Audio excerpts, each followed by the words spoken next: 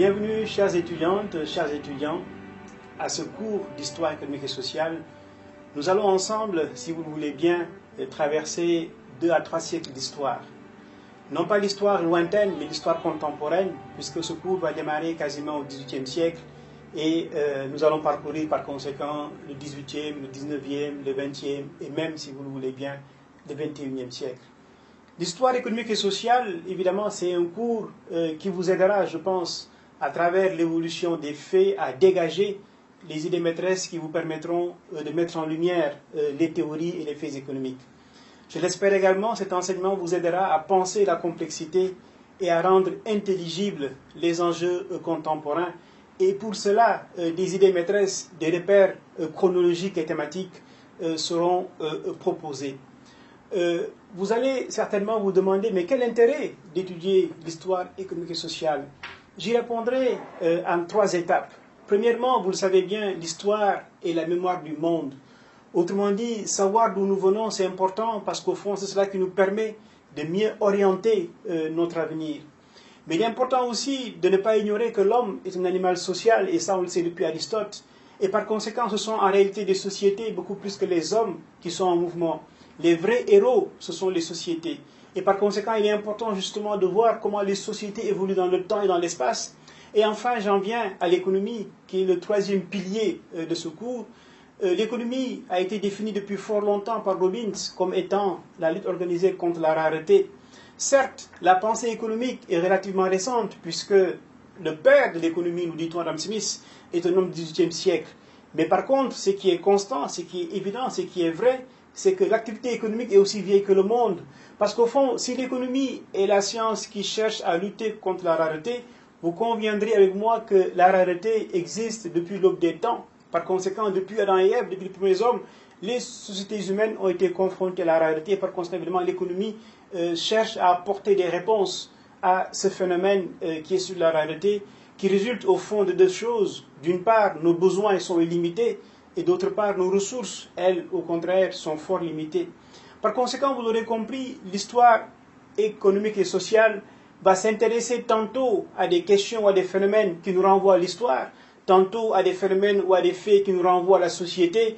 Mais ici, la trame, évidemment, elle reste l'économie, puisqu'au fond, nous allons nous intéresser et à l'histoire et à la société, mais évidemment en nous appuyant sur l'économie. Et je vais vous proposer, pour ce cours d'histoire économique et sociale, un voyage qui transitera par plusieurs étapes et principalement par 6 escales. Je vous l'ai dit tantôt, nous allons traverser 2 siècles et demi, quasiment 3 siècles. Nous allons démarrer par la révolution industrielle, qui, vous le savez aussi, a été un moment de rupture important dans l'histoire de l'humanité. Après la révolution industrielle, nous allons nous intéresser aux premières crises auxquelles le monde a été confronté. Évidemment, ces crises, c'est d'abord la Première Guerre mondiale, c'est ensuite la grande crise des années 30, et c'est enfin la Deuxième Guerre mondiale. La 3e étape nous amènera à nous intéresser à l'Afrique, mais sur une période qui est quasiment celle du 19e, du 20e siècle. Et par conséquent, nous allons nous intéresser à 2 phénomènes qui sont fortement liés. D'abord la colonisation et ensuite la décolonisation. Ensuite, la 4e escale va nous amener à nous intéresser au monde consécutif à la Deuxième Guerre mondiale. Et nous verrons par conséquent évidemment que le monde a été un monde bipolaire. Et évidemment, cette bipolarisation est une caractéristique essentielle du monde post-45. La 5e étape va nous amener à nous intéresser au tiers-monde et donc aux pays en voie de développement. Du point de vue politique, du point de vue économique, du point de vue social, nous verrons par conséquent quels sont les facteurs fondamentaux qui caractérisent ces notions de développement, de sous-développement et de tiers-monde. Et enfin, la dernière étape de ce voyage va nous amener à nous intéresser à la mondialisation. Vous le savez, nous sommes aujourd'hui dans un village qui est planétaire et par conséquent, il est important encore une fois de questionner cette mondialisation et évidemment de voir quelles sont les tendances, les piliers de cette mondialisation. Permettez-moi de vous présenter rapidement les différentes escales que je viens d'énoncer assez brièvement. J'ai dit que nous allons commencer par la révolution industrielle. Et vous le savez, cette révolution industrielle a été un moment important dans l'histoire de l'humanité. Nous verrons que cette révolution industrielle, elle a eu son foyer en Europe. Elle est née en Europe. Et nous verrons par conséquent pourquoi l'Europe, plus que n'importe quel autre continent, a été, disons, l'espace qui a permis d'enfanter cette révolution industrielle.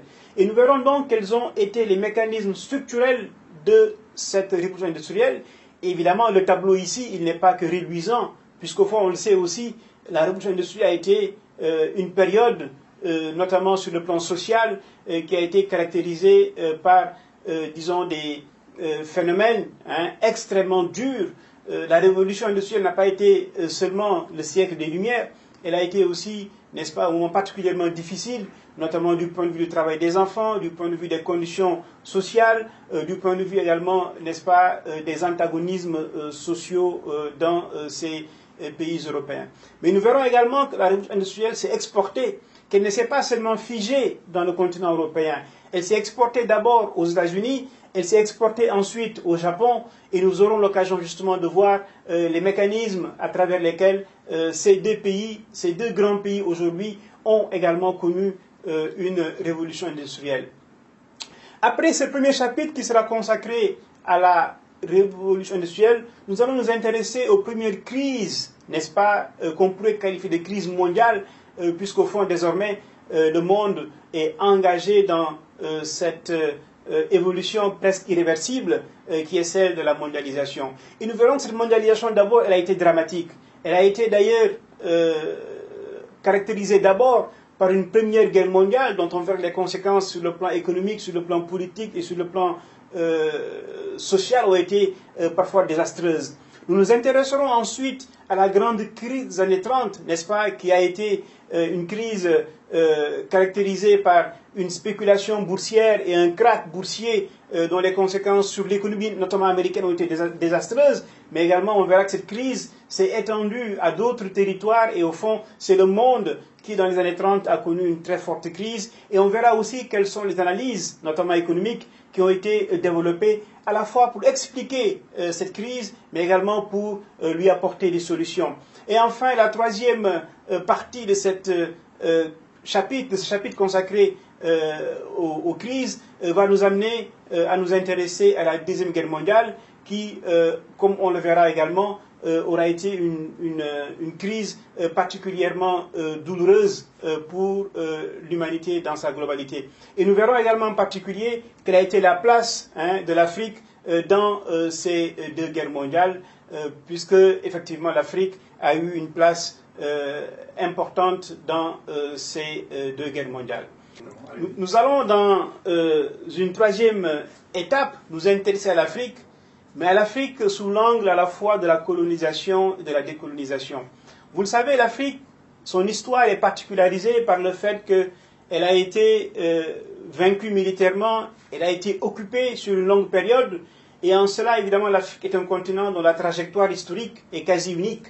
Mais nous verrons justement qu'est-ce qui explique, qu'est-ce qui justifie, qu'est-ce qui permet de rendre compte de cette faiblesse de l'Afrique à un moment donné de son histoire, qui s'est traduite par une occupation militaire et par une occupation politique, évidemment que nous aujourd'hui que nous réduisons à travers cette notion de colonisation. Et évidemment, il serait important là aussi, n'est-ce pas, de repartir de beaucoup plus loin pour voir un peu quelle a été la situation d'Afrique à la veille de la conquête coloniale. L'Afrique précoloniale, au fond, est très mal connue, malgré l'existence de travaux très importants comme ceux de Cheikh Anta, n'est-ce pas, qui nous montrent que l'Afrique précoloniale n'est pas forcément celle que nous imaginons. Beaucoup d'entre nous imaginent que l'Afrique précoloniale est une Afrique arriérée, est une Afrique... or, il n'en est pas du tout ainsi. Évidemment, il serait important là aussi, n'est-ce pas, de revenir sur ces quelques éléments pour évidemment avoir une description objective de la situation du continent africain, la veille, n'est-ce pas, de la colonisation. Et évidemment, il serait important aussi de voir quelles ont été les différentes formes à travers lesquelles l'Afrique a été colonisée, mais également de faire en quelque sorte le bilan de la colonisation.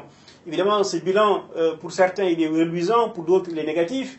Vous vous rappelez le débat qu'il y a eu entre Senghor et Césaire, L'un qui disait que la colonisation était un mal nécessaire, je parle de Senghor, et l'autre, n'est-ce pas, qui disait que la colonisation était le pire des crimes contre l'humanité. Évidemment, ici, je parle de Césaire.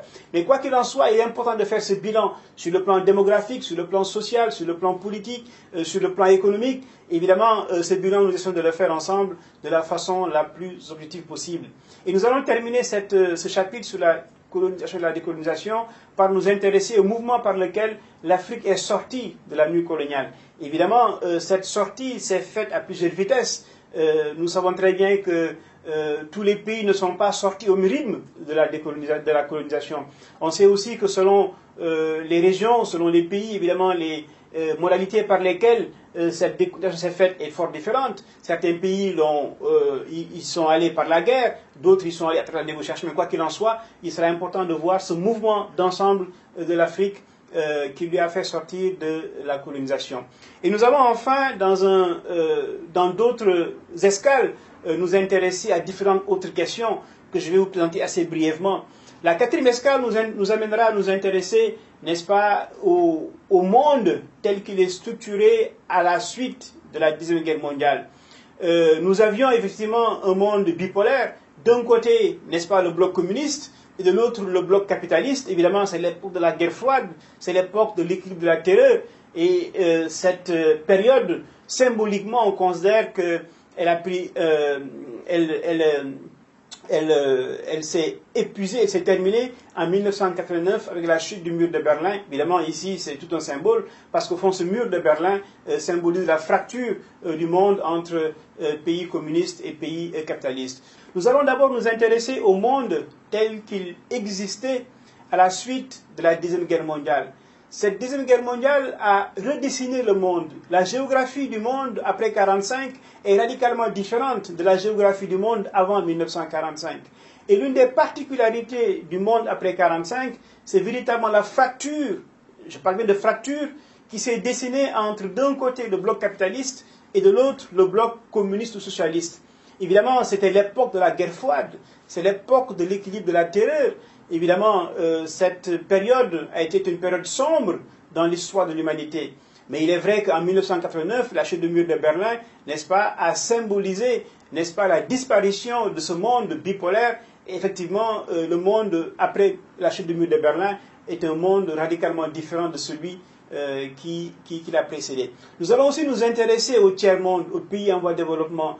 Le tiers-monde, cette notion, ce terme a été inventé par Alfred Sauvy, économiste français, pour représenter tous ces pays nouvellement indépendants et qui entendaient évidemment emprunter une voie différente de celle à la fois des pays capitalistes et des pays communistes. Sur le plan politique, cela correspond au mouvement des non-alignés, mais également à tout un ensemble d'idéologies et de théories, n'est-ce pas, consistant à définir une troisième voie différente à la fois des économies communistes, mais également des économies capitalistes. Et nous nous intéresserons ici évidemment aux questions liées au développement et au sous-développement, à la fois les pratiques, n'est-ce pas, auxquelles ces théories ont conduit, mais également nous allons voir que nous sommes passés à ce moment-là d'une idéologie selon laquelle les étapes de la croissance étaient linéaires, c'est la thèse de Rostov, à une idéologie radicalement différente, évidemment consistant à dire qu'en réalité, il n'y a pas une seule voie, il n'y a pas one best way, mais chaque pays doit inventer, n'est-ce pas, sa trajectoire pour sortir du sous-développement et aller vers le développement. Nous allons enfin nous intéresser à la mondialisation. Ce sera la dernière escale de ce cours d'histoire économique et sociale. Et par conséquent, nous verrons que si le monde est devenu un village planétaire, cela ne s'est pas fait du jour au lendemain. Mais quoi qu'il en soit, il est important là aussi, n'est-ce pas, de partir des caractéristiques de cette mondialisation, évidemment, pour voir aujourd'hui en quoi le monde dans lequel nous vivons est un monde mondialisé. Évidemment, ici, les transformations, les enjeux, les défis sont à la fois politiques, sociaux, culturels et économiques. Et voilà en tout cas, chers étudiants et étudiantes, les différentes thématiques, les différents thèmes qui seront abordés lors de ce cours d'histoire économique et sociale. Vous l'aurez compris, il sera extrêmement difficile en quelques heures de traverser l'histoire du monde sur 2 ou 3 siècles. Mais j'en suis convaincu, vous et moi, nous y arriverons et nous aurons l'occasion, dans d'autres séances, d'approfondir certaines des thématiques que je viens de vous annoncer. Je vous dis à très bientôt et vous souhaite d'avance une belle réussite dans cette filière d'administration économique et sociale. À bientôt.